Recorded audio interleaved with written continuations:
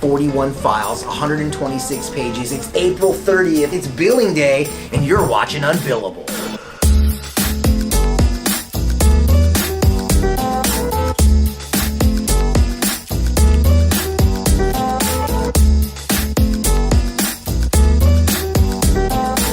You happy, Luis? Yeah. All right. I always end them because he loves these intros and I hate them. I don't want him to make intros. Are we gonna film that? We should film that. What'd you think of that intro? Did you like that intro? If you like that intro, hit the like button. If you have something to say about it, put it in the comments below. I don't really like the intros like that. I kind of want Luis to take a little piece of the vlog, like let's say a highlight from the episode and put it on the front end, but he kind of likes that intro outro feel. So on this episode, you got an intro. Maybe on the next one, I think on the last one, you have a highlight. So we're gonna keep it fresh, keep it mixed up.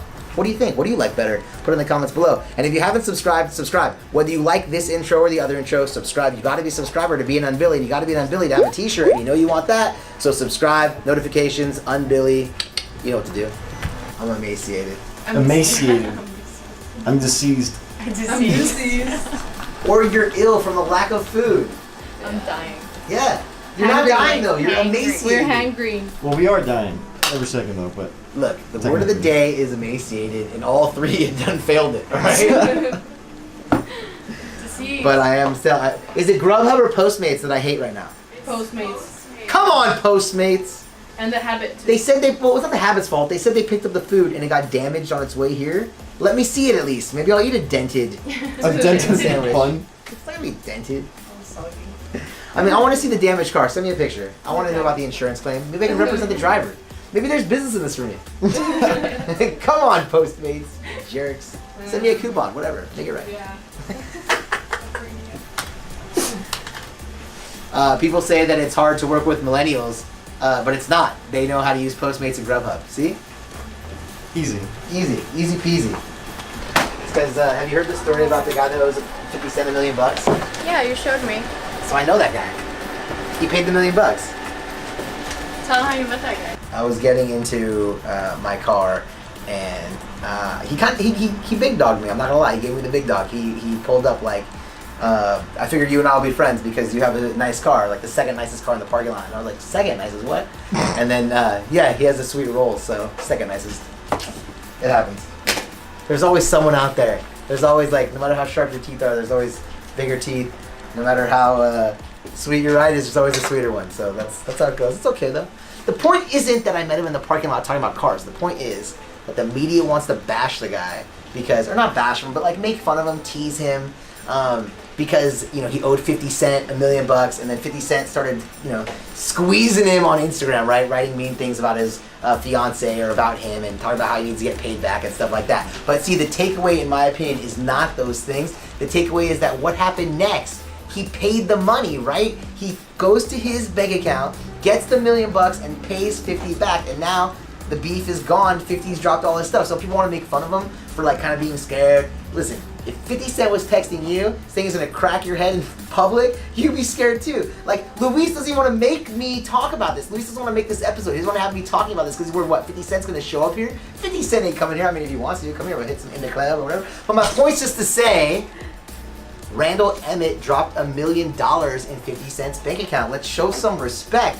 Somebody writes a couple messages to you on Instagram about how you owe $1 million. Did you put $1 million in the bank account just like that? You couldn't. I couldn't. That's for dang sure. Then again, no one's loaning me $1 million. The point is though, he dropped it in there. He made it right.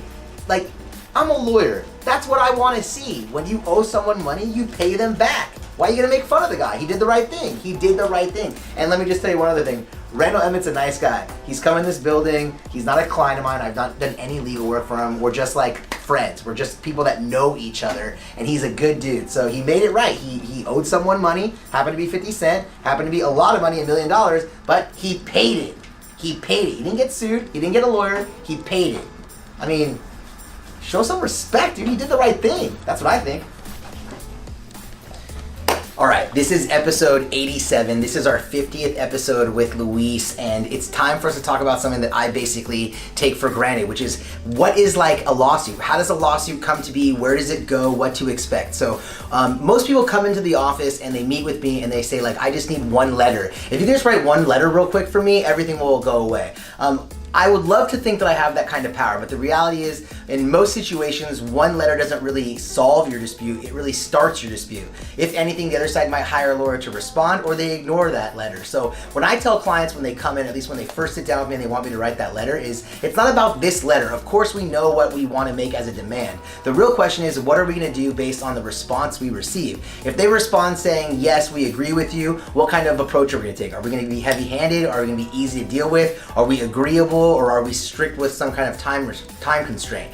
And then if they are going to disagree, if they dispute the content of our demand, are we going to do anything about it? Are we willing to file a lawsuit? If they ignore it and do nothing, are we willing to do anything about it? Are we willing to file a lawsuit? So those are some of the early considerations you have to make. But then once you file your lawsuit, there's a filing fee. So of course lawyers are expensive, but if lawyers were free, you'd still have a filing fee to pay to the court, and then you'd have to serve the lawsuit. You're going to hire a process server to serve the lawsuit. Again, it has to be personally served. There's some little wrinkles that can avoid actual personal service, but for purposes of our conversation today, it needs to be personally served. So there's a fee associated with the service of the document as well. If you're the party getting sued, well, you've been served. Someone's came and handed you the document. You've been served with a lawsuit. You have approximately 30 days to respond. The reason I say approximately is there's a little 5 days for mailing and some other things that go on in there, but generally speaking, you have to take action within 30 days. If you take no action, the other party can enter your default. Once your default's been entered, you're not allowed to participate in the lawsuit whatsoever. The party suing can continue to prosecute the claim without your involvement. So it's important, and we've made other episodes, frankly, about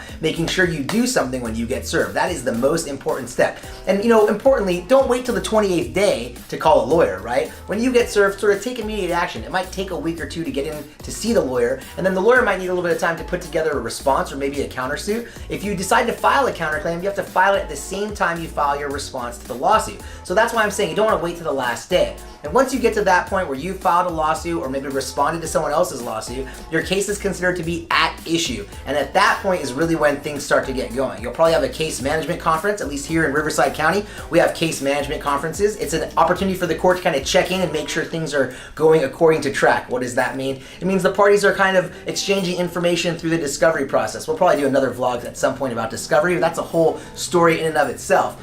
But once the discovery process is completed, you pull up onto the trial setting conference. The trial setting conference is exactly what it sounds like.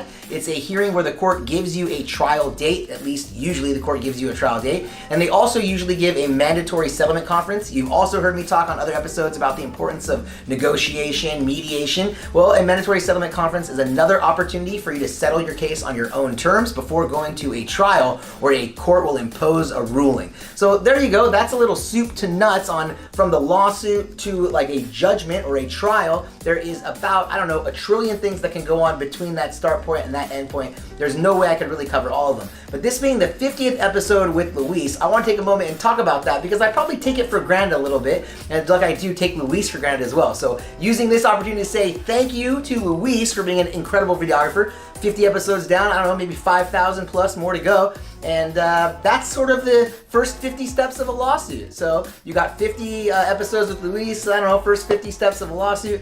And it's billing day. We have about 50 active clients, 136 pages of billing to get out the door. So, we got to move on to that now.